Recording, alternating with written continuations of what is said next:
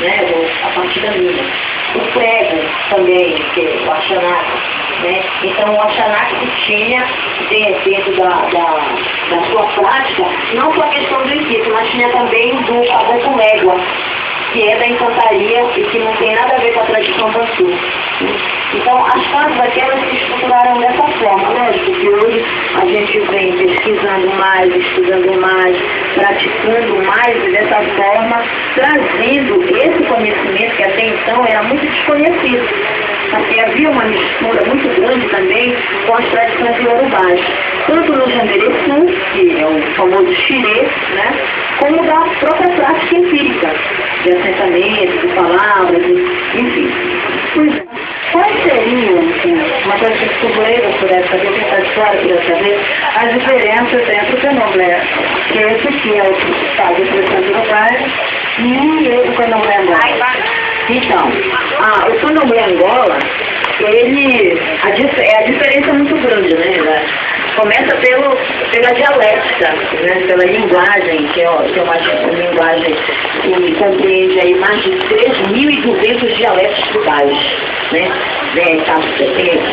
Tem esse Lunda Kirkô, Kibundo, Kirikô, Umbundo. Então são vários os dialetos que são usados dentro da prática do candomblé Angola.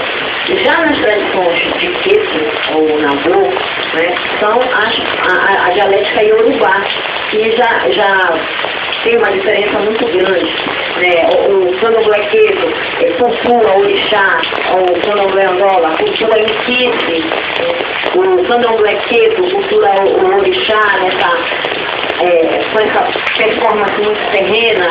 Já o candomblé Angola já cultua o inquice, que já é muito mais ancestral, é muito mais da divindade do tempo, que teve a divindade na nossa vida. Então ele traz com ele essas energias da natureza, né, e promovidas pelos nossos ancestros, por aqueles que passaram, não estão mais aqui, mas que continuam vivos na nossa memória e no nosso coração. Então, quando a diferença também nas roupas, nos rituais, nos cânticos, nos engorofis, então existe uma distância muito grande, até também nas oferendas e da forma como nós praticamos, né, e oferecemos essas oferendas, digamos assim.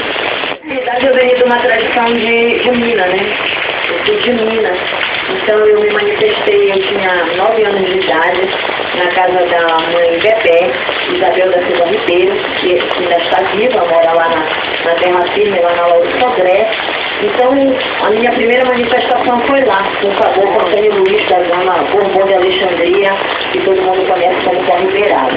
Então, de lá, naquela época, tinha uma espécie de processo de desenvolvimento. Você passava um período desenvolvendo na casa, tomando banho de amacis, né? Aí tinha a história, quando o caboclo podia cantar, podia falar, podia beber, podia fumar, podia interagir, né? Então eu passei por esse processo, mas sem ter nenhum tipo de iniciação dentro dessa tradição na casa da mãe Bebé.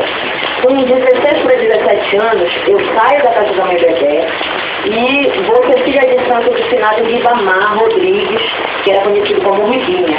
E lá eu passo por um processo iniciático dentro da casa dele, numa tradição que ele praticava chamada Umbanda ou Molocô. Anos depois, uns 3 anos depois, eu conheço a minha atual zeladora, a Momento Acobaranho Muzano, que veio do Rio de Janeiro, chega em Belém, né, precisamente nos idos de 82 para 83. Então, e aí começa a ter esses primeiros contatos com o candomblé Angola, né? Candomblé Queto, eu já tinha contato com o Senado Paíbe, nas arenas de Moraes em Lisboa, da qual eu fiz um ouvir de água na casa dele, mas também não passei disso, né? E começo a frequentar a casa dela. E a primeira pessoa que me iniciou na casa dela foi a minha mãe biológica, né, que era essa mochilão na escola da casa, que foi a primeira iniciada, por um pouquinho da Rombona, né, enfim. E 4 anos depois, eu me inicio na casa dela, né, Só que foi uma iniciação meio complexa, porque eu fui iniciada por uma irmã dela, que depois se torna evangélica. Aí eu fiquei precisando de dar obrigação e de dar continuidade, né? E naquela época existia a história da tradição que quem mete a mão, quem inicia a mãe iniciava a filha, né? Que hoje já mudou tudo, né? Hoje em dia já todo mundo inicia todo mundo. E naquela época não podia, então eu fiquei dando minhas obrigações com a macota da casa, quando em 93 eu revitalizo essa minha iniciação e aí começo a montar todos os meus rituais, todo o meu carreiro. Então eu tenho para mim a minha iniciação mesmo em 1993, que é cidade de documentos, de papel, junto a seu CABEP, junto à extinta União de Tendas de Candomblé do Brasil. Então eu fui iniciada em 93 por os inquisitos Mitaiá em Corte, ou seja, Iemanjá e Ogum, né? Eu sou de Mitaiá com Corte. Meu terceiro inquise é Cavungo, que é Cafungê, que é o Baluaê, o Senhor da Terra, o Senhor da Vida e da Morte, da quem eu devo, acho, tudo na minha vida, porque é um inquise que me abriga, que me apoia e que me dá caminho e direcionamento, né? Eu fui iniciada por uma mulher de Mavango, porque a minha mãe é de Mavango, de Alugaiá, né? E da tradição do Tumbajuçara, da rede Tumbajuçara do Rio de Janeiro. Poderíamos apontar como sendo, olha bem, isso aí é meio complexo, essa coisa do pioneirismo, porque o prego, quando ele chega de Salvador, ele não funda nenhuma casa de candomblé. Ele não funda nenhuma casa de candomblé. Mas o Manuel da Joia funda, mesmo com as dificuldades que é se organizar naquela época uma casa de candomblé, o material humano, as pessoas se disponibilizarem e formarem, né, aquela hierarquia, né, e tal, tudo mais. Então, ele teve essa dificuldade como muitos tiveram, né? Então, para mim, o prego é um concurso, nem se fala, mas pioneiro nessa coisa de fundar casa, de ter um assentamento, né, ter um assentamento, as coisas todas, mesmo tendo, como eu falei no início, aquela interferência da questão da regionalidade, dos caboclos da terra e tal, tudo mais, para mim é o pai Manuel da Joia, entendeu? Dessa coisa de fundar casa de candomblé, porque o prego vai, se inicia, vem, mas não funda casa nenhuma, entendeu? Muito embora o prego foi o primeiro que iniciou alguém no candomblé Angola aqui. Ele iniciou o finado Augusto, mas não no terreiro de candomblé Angola, e sim dentro da Piocabep, né? Que é uma casa que tem as suas tradições voltadas à mina, ao tambor de mina, ao batuque do Pará, né? Porque existe também uma distância muito grande do que se pratica de batuque aqui com a mina de Jinagu, que é a tradição do Maranhão, né? Antônio, com certeza. E depois disso, assim, como é que vem pra cá essa tradição do Tumbajuçara, do bate-folhas? Como é que foi aparecer aqui depois? Olha, do bate-folha eu não posso falar muito, porque apesar de serem raízes distintas e mudam um pouquinho da questão da prática empírica, mas do Tumbajuçara eu posso falar, né? Eu acredito que quem traz primeiro essa raiz do Tumbajuçara para cá é através já da Branca, da mãe Branca, né? Quando ela funda aqui, né? Inicia a casa do Pai Walter, né? Que até então também era mina, né? O Pai Walter era mina, que é uma tradição que vinha da mãe dele e tal, tudo mais. Então aí funda aqui, inicia ele e tal, tudo mais, né? Nessa tradição Tumbajuçara, porque até então o restante dos angoleiros, a maioria é Pupapunçada, que é o bate-folha, né?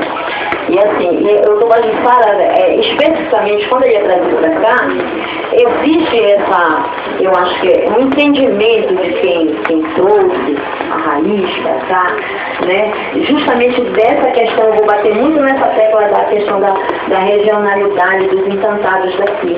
Porque os encantados, muita gente que se iniciou veio dessa tradição, ou do tambor de mina, ou da Umbanda, né? E acaba não deixando de lado, né? Essas tradições, né? Repetismo, muitas ainda são ligadas dentro de uma doença sincrética, entendeu? Então, mas tenta se manter, né? Dentro desse nível aí. Eu vou fazer um comentário polêmico, todos são sincréticos, né? Mas essa é uma outra discussão, outro momento. Sim, não sei. É o seguinte, a gente levar em consideração pesquisa que é do MDS, que dá 1.082 terreiros, mas de Angola, assim, poderíamos dizer, Olha, 50, 100, eu acho que de Angola, segundo o mapeamento, de Angola existem mais de 100 casas, né? Mais de 100 casas, né? É muito pouco, eu acho, assim, muito pouco, né? Pouquíssimo, né? Eu acredito que a predominância maior nem seja do candomblé, seja da Umbanda, né? É muito relevante o número de umbandistas que existem em Belém, adjacências e tal, agências distritais e tudo mais. Isso que eu não agora acredito que seja uma faixa de umas 100 casas e algumas nesse contexto, né? Tendo essa pluralidade de tradições, como é o caso da minha. Bom, por exemplo, hoje eu administro, né, o Agaçafo Brasileiro Contemporâneo de Cafugê, que é um título da casa que tem a ver com a regina da minha mãe e com o intuito da minha mãe, porque a minha mãe era de Fazundo, né? Enfim. E a minha mãe faleceu há 5 anos atrás e eu me tornei tutala da casa, né? Herdeira da casa e tal, tudo mais. E tento manter todas as tradições que a minha mãe deixou, né? Porque minha mãe foi preparada na Umbanda, depois passou pela história da mina, uma história meio complicada pelo próprio história do indício dela, que naquela época as pessoas não tinham certo conhecimento da questão do Omolu, né? Do Obaluayê, então achavam que não tinha nada a ver com orixá nem com indício, tinha a ver com Exu, que era trevoso, que era leproso, que era não sei o que, tal, né? Então era assim que as pessoas viam, né? Depois as pessoas foram procurando conhecer mais e tudo mais. Então eu tento manter o que ela deixou, até porque eu herdei a casa com todas essas tradições, muito embora as funções elas se diferenciam, quando é mina, quando é Angola. Finalizando, não por hoje, então, o que é ser uma mulher de candomblé? O que é ser uma mulher angoleira? Olha, eu vou te falar por mim. O que é ser uma mulher do Angola? Eu acho que é a coisa mais maravilhosa que tem, porque não existe nação mais linda, mais completa do que a nação Angola. Tudo a gente tem no Angola. A gente tem caboclo e de verdade, né? Porque hoje em dia nós vemos, é uma crítica construtiva que eu vou fazer, algumas casas de Queto, né? Achando bandeira de Quitemo, que é uma divindade do Angola, é um Quito do Angola, né? E através de Quitemo dando caboclo, dando Exu, dando isso, dando aquilo. Então, a nação que verdadeiramente traz todas essas tradições e traz todas essas manifestações é a nação Angola. Não importa se é Tubajuçara, Tumbici, Cupacuçaba, Bate-Folha, se é Louva-a-Deus, se é não interessa a raiz, entendeu? A única tradição que traz verdadeiramente todas essas práticas é a nação Angola. E eu me sinto completa por ser angoleira, porque eu tenho tudo. Eu tenho caboclo, eu tenho Nzila, tenho Ince, entendeu? Se duvidar, tem até Egum, porque até Egum a gente adora no Angola, até porque ele é um ancestral da gente. Obrigada.